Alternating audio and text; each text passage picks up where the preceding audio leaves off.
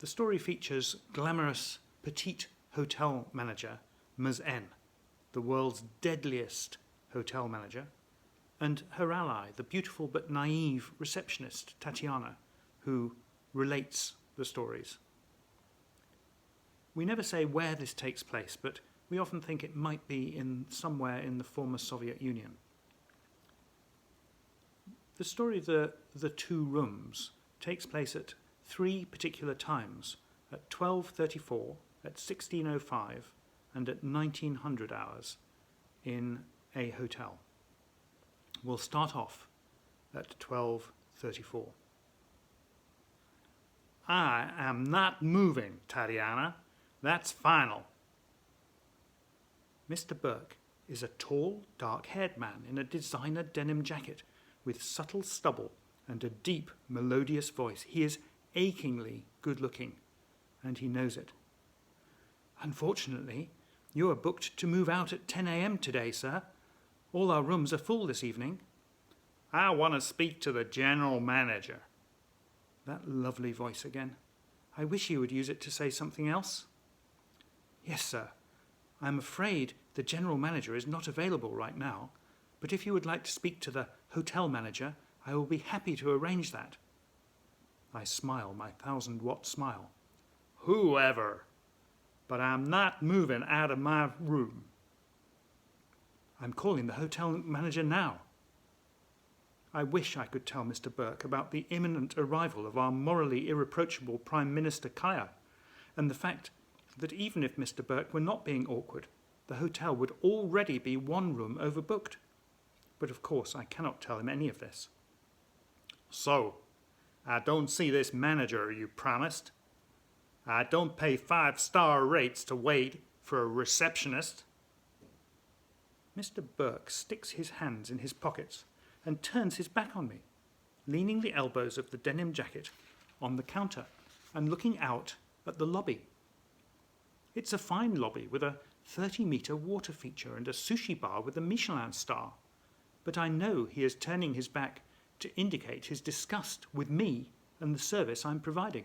In fact, he's trying to humiliate me. But this is okay. I am trained to stay calm.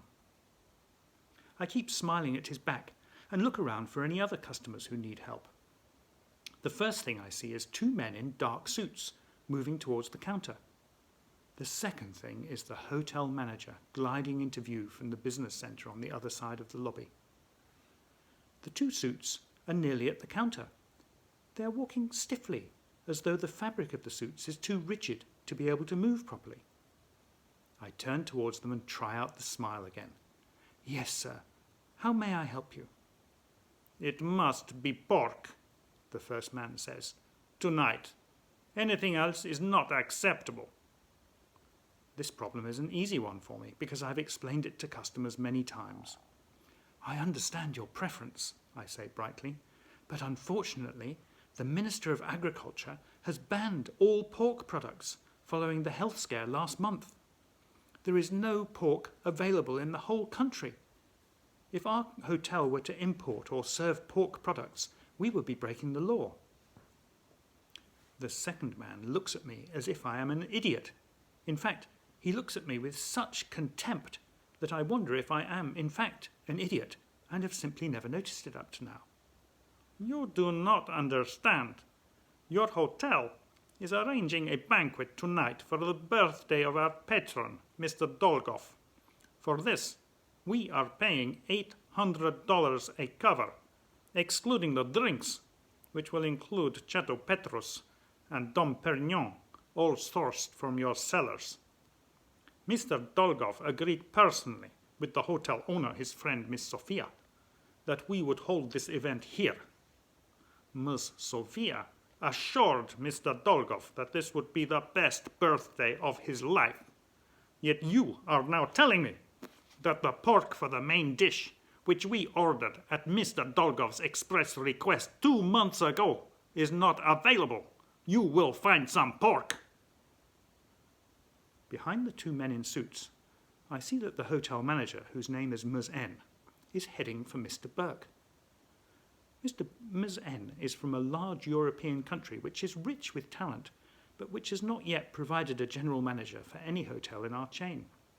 And everyone is expecting she will be promoted to GM any moment. She started off working reception, like me. She still helps out sometimes when things are busy. She is short, even in the high heels she always wears in the hotel, and she always has an inquisitive expression, as if she is figuring out how to solve some problem. Maybe she always is. That is her job, solving problems.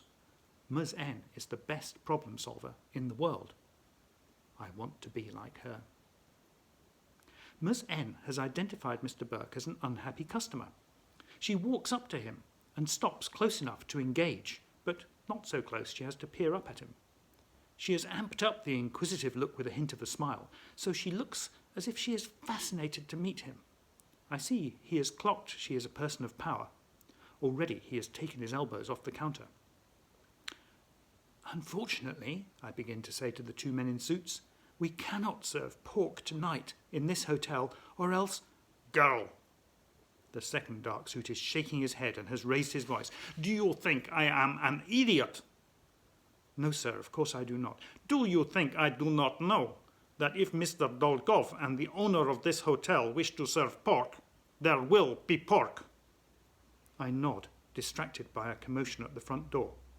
A gang of security guerrillas with ear wires and square coats has spilled in from the street and is attempting to spread out into the lobby. This means that Prime Minister Kaya is about to arrive with his delegation of 40 negotiators, note-takers and baggage carriers. The guerrillas seem to be looking for trouble, and have found it. They are trying to push out of the way a line of journalists and TV cameras whose position Ms. N agreed with the journalists about 1 hour ago. The journalists, who include a prize-winning TV investigative hotshot who has been making an exposé of the life of our morally irreproachable Prime Minister, do not like being pushed. Yes, Mr. Burke, how may I help you? I hear Ms. N say. I am a Platinum Megastar member of this hotel, Mr. Burke replies, and I am not prepared to be treated like this. Pork is a must-have, the dark suit says to me. We got permission to stand here, the prize-winning journalist is shouting as a security man pushes him. I see that a short, swarthy man wearing a black polo neck under a formal suit has slipped between the security guerrillas and is scurrying towards the counter. A couple of bellboys have appeared.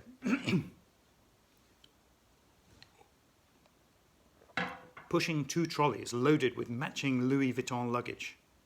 The owners of the luggage, a flamboyant Swiss gay couple who've been staying at the hotel for a week, have materialised at the counter ready to check out. They're chatting happily and seem oblivious to their surroundings. Things are looking busy, I think. Miss N is looking Mr. Burke in the eye and nodding calmly, but I know for a fact she is logging everything which is happening in the lobby because her left eyebrow is slightly raised. I see her say a few words to Mr. Burke, take a deep breath and smile. Then Mr. Burke is turning round and sloping off towards the lobby lounge, wiggling his fine bums in his tight chinos as if he owns the place. Ms. N turns to me. Thank you, Tatiana, she says. Please can you check out Ms. Feuchtwangler and Ms. Cladders? She smiles at the gay couple who beam back. Then she turns to the 2 dark suits. Let me make you an appointment with the food and beverages manager, she says. Without waiting for a response, she whips out her telephone and talks for a moment, then pockets the phone and nods at them in a way which signals all sorted. There, she says. He will see you for a private meeting in the Platinum Megastar Lounge at 6 o'clock, precisely. She hands each of them one of the shiny metallic vouchers which grant access to the Platinum Megastar Lounge on the 20th floor. A private meeting? The first dark suit leers at her slyly as if she has proposed something indecent. The Platinum Megastar Lounge.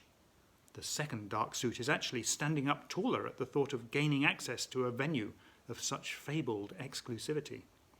But you guarantee there will be pork, the first dark suit says.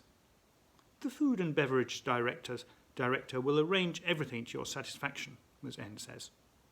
She turns crisply away towards the swarthy man in the black polo neck. Theo, darling, lovely to see you. How is the Prime Minister, she says, and hugs him to her for a second as she brushes her cheek against his. I notice that Theo places one hairy hand on her right buttock as she does so, but she seems not to notice and steps back, smiling her fascinated smile. I know exactly what you need, and all arrangements are made, she says, but I think we need to discuss this in my office, no? Perhaps I could offer you a glass of wine there in 10 minutes. As soon as I have sorted out these troublesome journalists. Theo grins with such immense self-satisfaction that pure smugness seems to come welling out of the top of his black polo neck. Your office, he smiles. A glass of wine. I will be there. I am busy adding up the astonishing list of extras on the bill of Miss Feuchtwangler and Miss Cladders, but I can see in the lobby that one of the bellboys has summoned Nigel, the duty security manager, who has arrived with 2 assistants to try and calm the situation between the journalists and the grillers who are accompanying the Prime Minister. Next to me, one of the other receptionists is trying to secure my attention to deal with a call from the Canadian Embassy about a cancelled booking for the Sapphire Ballroom this evening. I tell her to say we will call back in a few minutes. The fact that our morally irreproachable Prime Minister himself is going to appear at any minute makes sorting out the fracas a matter of urgency. In fact, I cannot see how Ms. N can restore order in time. Nigel has legs like tree trunks and a neck to match, and his men have physically separated the journalists and the grillers. But Nigel is not a diplomat, and it looks as if a fist fight may break out at any moment. I smile to myself and wonder if Nigel has considered calling on Kyoko, our Japanese executive chef, who has a terrifying selection of ultra-sharp chroma kitchen blades and a filthy temper. But clearly Nigel so far rates the potential unpredictability of engaging Kyoko as far riskier than any danger the guerrillas may represent, and I can see no sign of her. While I am wondering what Ms. N can possibly do, I am surprised to see her ignore all of them and walk across the lobby towards the main entrance. She stops right inside the front door, stands up straight but tiny on her high heels, and straightens her exquisitely pressed skirt to indicate she is ready to meet a VVIP, or distinguished visitor as we are learning to call them. Ms. N's authority and calm radiate across the hotel lobby like the shock waves of some powerful weapon. For an instant, the journalists and security guerrillas forget about each other and turn, like her, to face the entrance. In that same instant, the bellboys haul open the door and Prime Minister Kaya enters. Ms. N takes a step forward and holds out her hand to greet him. From where I am sitting with my hands on the computer keyboard behind the reception desk, I cannot see her face, but I know she is looking at him inquisitively, with a hint of a smile. I wish I could be like Ms. N. It's now 16:05. I am showing a customer on a map the way to the entertainment district of the city when I see Ms. N approaching the counter. She talks to the other receptionists until I have finished my explanations and then invites me into the back office for a quiet word. Yes, Ms. N, I say. How can I help you? Tatiana, as you're in charge of reception this evening, I wish you to be aware of several things. The first is that the gentleman from the Prime Minister's entourage, Theo, wished to discuss with me an issue of the utmost sensitivity. Yes, Ms. N, I say. Strictly for your information, the issue is that Prime Minister Kaya has a predilection for a certain type of service which this hotel does not provide and of which I personally do not approve. Miss N looks at me steadily, her face set. I understand, Miss N. At 1900, a woman called Ms. Gentle will arrive to check into suite 1618. This room is, of course, in a different part of the hotel from the Prime Minister and his delegation. The room has been reserved and paid for by Theo. It is for the use of Ms. Gentle. I have a copy of her ID here. Miss N slides across the counter a photocopied page from a passport. It shows an attractive blonde woman with strong features and glasses, like a company executive. At 2000 hours, the Prime Minister will visit Suite 1618 for a period of between 5 minutes and an hour. Ms. N frowns, probably closer to 5 minutes. It is vital for the Prime Minister to avoid any kind of publicity for this transaction. Theo tells me that a number of attempts have been made to expose the Prime Minister's private life, including through the use of false identities. Please make sure, therefore, that the IDs match when you give Ms. Gentle the room key. Everything clear? Everything clear, Ms. N. Second thing, Mr. Burke, the gentleman who has refused to move out of his room, is still in the hotel. I have offered to find him a room in an alternative hotel, but he has declined this. Unfortunately, he has followed up my initial goodwill gesture of a complimentary drink with several more drinks. He is now so inebriated that he is annoying the other guests. That is unfortunate, I say, because we are already one room overbooked. If Mr. Burke is refusing to move out, we are 2 rooms short. Our morally irreproachable Prime Minister and his party have booked 41 rooms. 40 rooms. 41, including their additional guest. Ms. N's face is impassive. So we have nil flexibility. I have also received a request this afternoon from 4 of the TV crews who are covering the Prime Minister's press conference at 1800 about why he supports harsher penalties for prostitution. The TV crews want a room in which to store equipment and file their stories. Also, I wonder whether I should tell her this, the Canadian Embassy has phoned to say that with regret they must cancel the event in the Sapphire Ballroom because the guest of honour has a bereavement. They've offered to pay, but because they're good customers, I've waived the cancellation fee. Unfortunately, this will hit our revenues. Yes, I know we're 2 rooms short. Ms. N is wearing her inquisitive look, and you made the right decision with the Canadians, although this will cost us money. But our main problem is that Mr. Burke, our friend in the denim jacket, has insulted our executive chef, Kyoko. He insulted Kyoko? Yes. He ordered sushi from the lobby bar. This is, of course, Kyoko's genius, for which we have received the Michelin star. Mr. Burke placed a big, complicated order, including many speciality dishes. Kyoko, who has engaged herself in the preparation of the food, brought the order to him personally, set out the dishes, and began to explain the individual items. Unfortunately, Mr. Burke told her to fuck off. I look at Ms. N. I know my mouth is hanging open, because I cannot imagine anyone telling Kyoko any unpleasant thing and surviving for more than 5 seconds. But this is only the beginning, Ms. N says.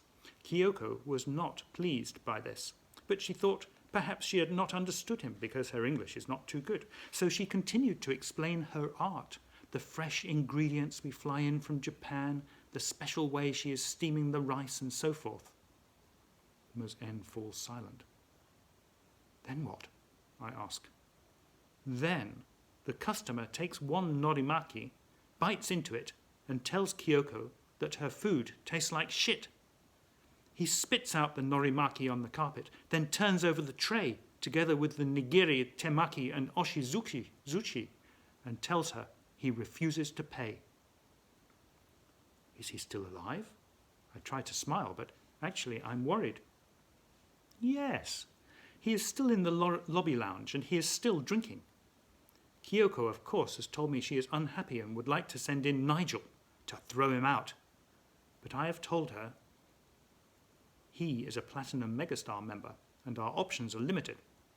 Also, I have instructed her not to kill him in the lobby lounge, as this would be bad for the image of the hotel.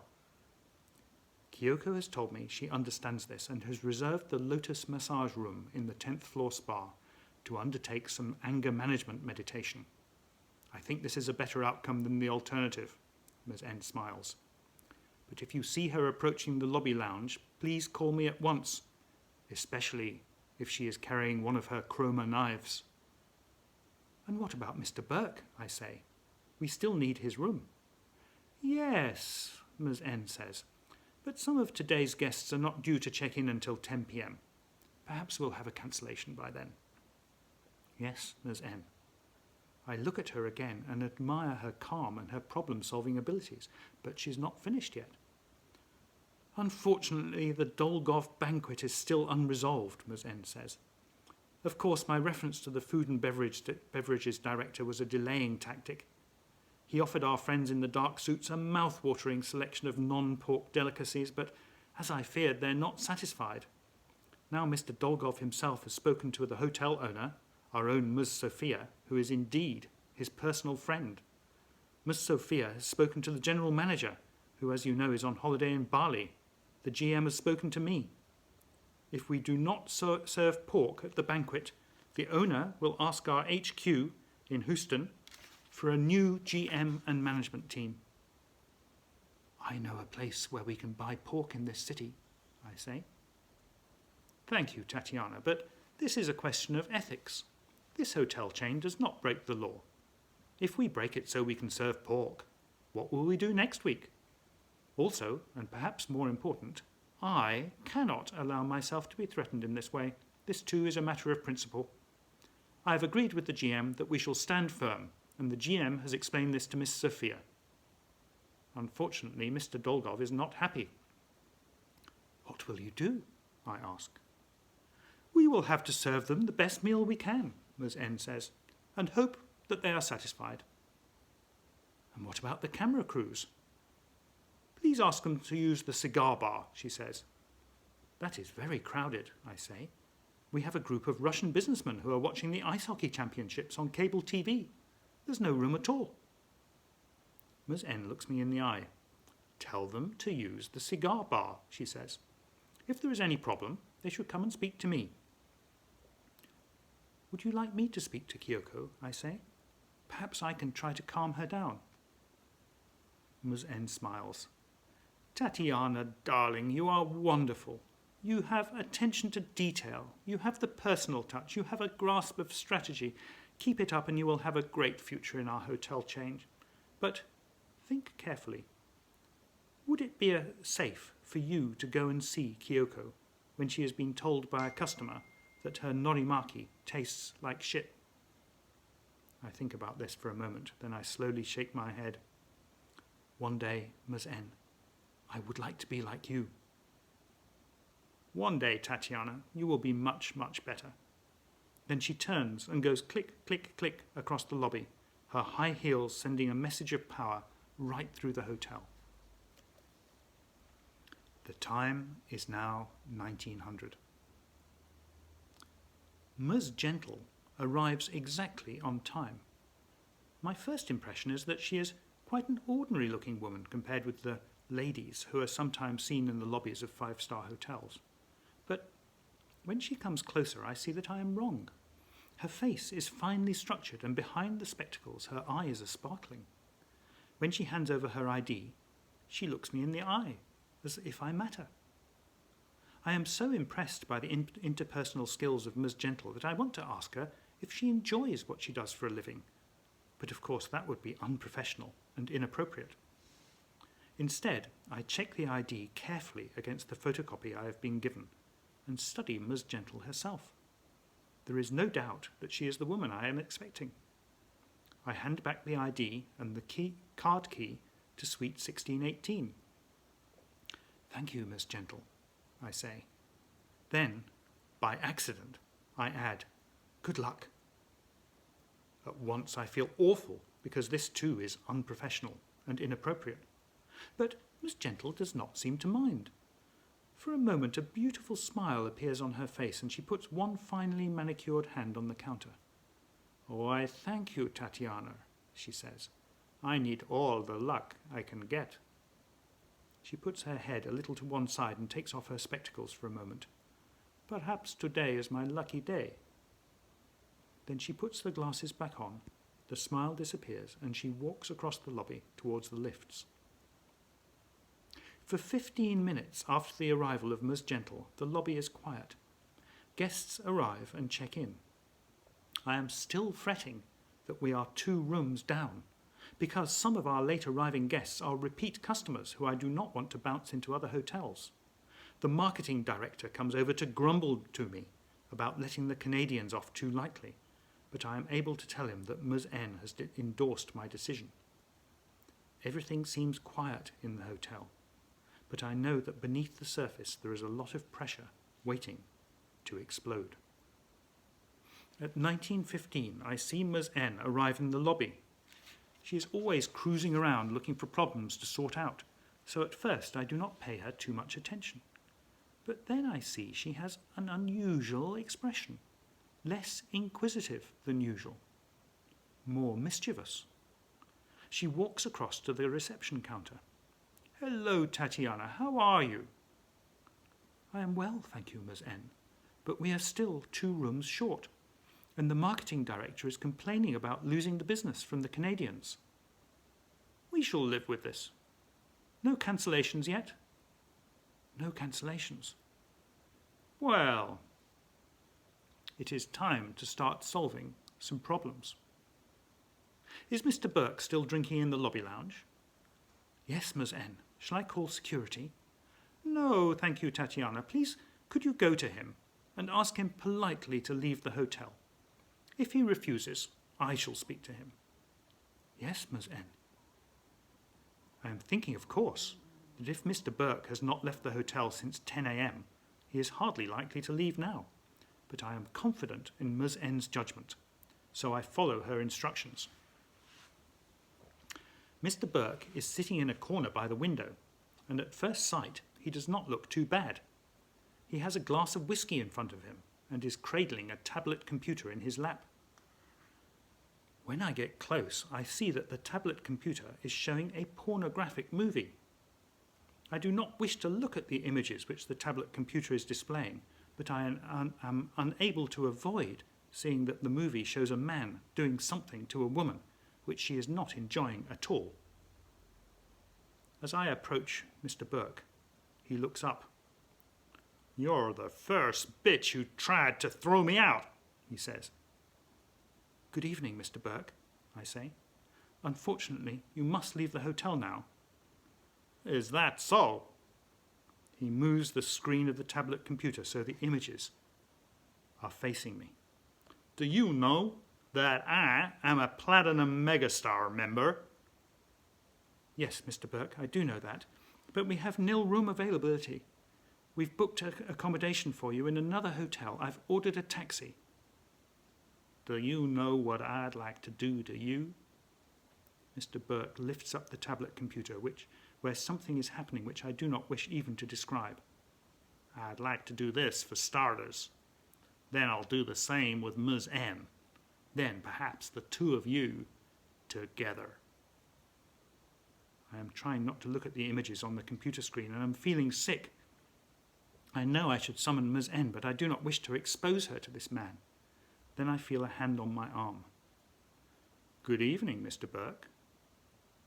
Ms. N's voice is calm and professional. I turn and see she is wearing her inquisitive face. "You again," Mr. Burke says. "Are you gonna try and throw me out now? Take a look at this, baby." He holds up the tablet computer. "How would you like to—" "Mr. Burke." Somehow Ms. N is still calm. "I am pleased that you enjoy our hotel, although I must tell you that you may not use the lobby lounge Wi-Fi zone to view images which may be offensive to other customers. It is time for you to leave." "I am not leaving." "I am sure that once you have seen what I am offering, you will leave. As you know, we have a number of amenities in this hotel which are reserved for our most valued customers." "Like me, you mean?" "That is correct. Have you ever had a massage here, Mr. Burke?" "With no happy end?" Burke drains the rest of his whisky. "Are you kidding?" "We have a new massage therapist who offers a very special service," Ms. N says. "I have booked you a complimentary treatment. Before you attend, you should go to your suite, take a shower, and change into the complimentary dressing gown, as the massage will be full body." "Shower? Why the hell should I shower?" When you enter the room, please remove your dressing gown at once and tell the therapist what treatment you would like. Please be explicit, as English is not her first language. I'll tell her exactly what I want. Mr. Burke is smiling in a way I do not like. She will appreciate this, Ms. N says. She is an Oriental woman. You will find her in the Lotus massage room in the 10th floor spa. I like the Orientals. Burke lurches to his feet and leers at me. I'll do you later, he says. I still got lots of juice. I say nothing as Mr. Burke staggers off towards the lift, then follow Ms. N back to the reception. Is that safe? I ask when he is gone. Kyoko may still be in the Lotus room. I know that she is there, Ms. N says. I just texted her to say that I am sending her a treat. What do you think she will do to him? I think she will have some ideas, Ms. N says. When we arrive back at reception, it is just after 8 o'clock. The award-winning journalist is standing next to a tall, heavily built man in a shiny suit who stinks of cigar smoke. Hello, how may I help? Ms. N says. I'm from the award-winning journalist names a world-famous news channel. Do you really have nowhere for the news crews to hang out? The cigar club is full of these guys. He indicates the tall man in the shiny suit, having a good time and cheering on the ice hockey. We need a quiet place to file our stories. Tatiana may be able to help you, Ms. N says. She motions me to go behind the reception desk. Suite 1618 has just come free. Could you issue a card key, please, Tatiana? I look at her. Ms. N is smiling her mischievous smile. I nod and issue another copy of the card key which I have already given to Miss Gentle. Here it is, I say. Could you give us a couple of spares? The award-winning journalist says. There are 8 of us altogether. I'm afraid there's been some misuse of duplicate keys, Ms. N says. I suggest you make sure that all 8 of you arrive and enter the room together. Then coordinate your movements after that. OK, I suppose I should be grateful, the award-winning journalist says. Yes, Ms. N says, I guess you should. The award-winning journalist takes the card key and heads off towards the cigar club to collect his friends and go to suite 1618. It is 10 minutes past 8. What would you like me to do now? I ask Ms. N. I would like you to wait with me in the lobby, Ms. N says. For a while, we stand by the reception desk. Nothing much is happening. I want to ask Ms. N how we should find our 2 additional rooms, but I feel confident she has a plan. I am also nervous that the 2 men in the dark suits will reappear to complain about the pork, but there's no sign of them. At 20:30, I see the lift doors open and a group of people spill out. I hear raised voices. It is Theo, the man in the black polo neck with 4 journalists. Theo is red in the face. He walks quickly towards the reception desk. We would like to hire a conference room, he says. He looks at Ms. N as if he is about to say something, but then he notices that the journalists are watching him. Ms. N is wearing her inquisitive look. The Prime Minister wishes to hold an additional press conference at 9:30 to explain the situation. Certainly, sir, I say. What size room will you need? Theo shakes his head and sighs. The largest one you have. That would be the Sapphire Ballroom, I say. Unfortunately, there will be a short notice supplement for us to prepare it by 21:30. Just do it, Theo says. Behind Theo, I see another lift open. This time, it is Miss Gentle. She too has 4 journalists in the lift with her. She looks magnificent, serene, smiling, and beautiful. She too approaches the reception desk. She ignores Theo. I would like to hire a room for a press conference. She nods to the journalists. These gentlemen will pay. Certainly, madam, I say. What size would you like? The biggest you have, one of the journalists says. The biggest you've got, one of the journalists says. He is smiling like a wolf. Every journalist in town will be there. Our biggest room is already booked, I say. If it's for the Prime Minister's press conference, we'll take it after him, the journalist says. All of the journalists look at Theo and Ms. Gentle. Ms. Gentle is looking happy. Theo is not. How about an exclusive on the life story? One of the journalists says to Ms. Gentle. We'll give you $250,000. I'll go to $300,000, the second journalist says. The journalists and Ms. Gentle move away from the reception desk, discussing large sums of money. I see the lift doors open again, and my heart sinks. It is the two men in the dark suits. Both of them look angry. Both are walking in a mechanical way, as if their suits are still too tight. I wish to speak to the manager about the pork, the first dark suit says. I glance at Ms. N. She nods imperceptibly. The hotel manager is here, I say.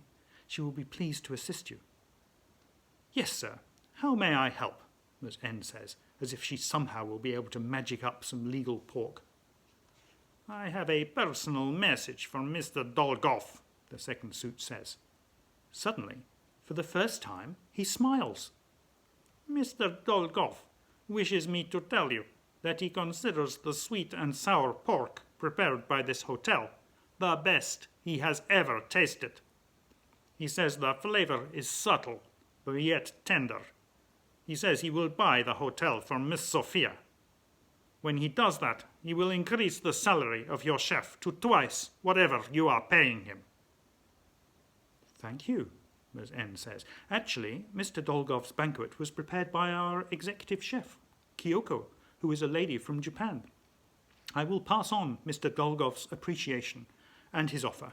I am sure she will look forward to working with him. The second suit looks serious again. But Mr. Dolgoff is not happy that you are pretending there is no pork available. Then you are serving pork. This causes him unnecessary concern. That is because no pork is available, Ms. N says. For this hotel to serve pork would be breaking the law. The two suits look at each other and frown. Then one of them smiles. In a moment they're both smiling. They turn to Ms. N. No pork is available, says the first suit. Of course, because that would be illegal. So, the second suit says, the meat you served to Mr. Dolgoff was not pork, even though it tasted like pork. That is correct, Ms. N says. That meat was not pork. We understand, the first suit says. We will tell Mr. Dolgoff that you fixed the problem in a very clever way. Perhaps he will recommend a bonus. If there are any bonuses, they should be for Kyoko, Ms. N says. She worked very hard to prepare the banquet for Mr. Dolgoff in good time. Maybe she will wish to buy herself some new chroma knives. The two suits look at Ms. N and nod. Then they walk back to the lift. Ms. N turns to me. Thank you, Tatiana. Please can you tell housekeeping to start making up suite 1618. This room is now free. And they can also clear out Mr. Burke's room. He will not be needing it tonight. This gives us the 2 rooms we need for our guests arriving later this evening. I look at Ms. N. She is smiling, her mischievous smile. She is good at solving problems. One day, I would like to be like Ms. N. Thank you very much.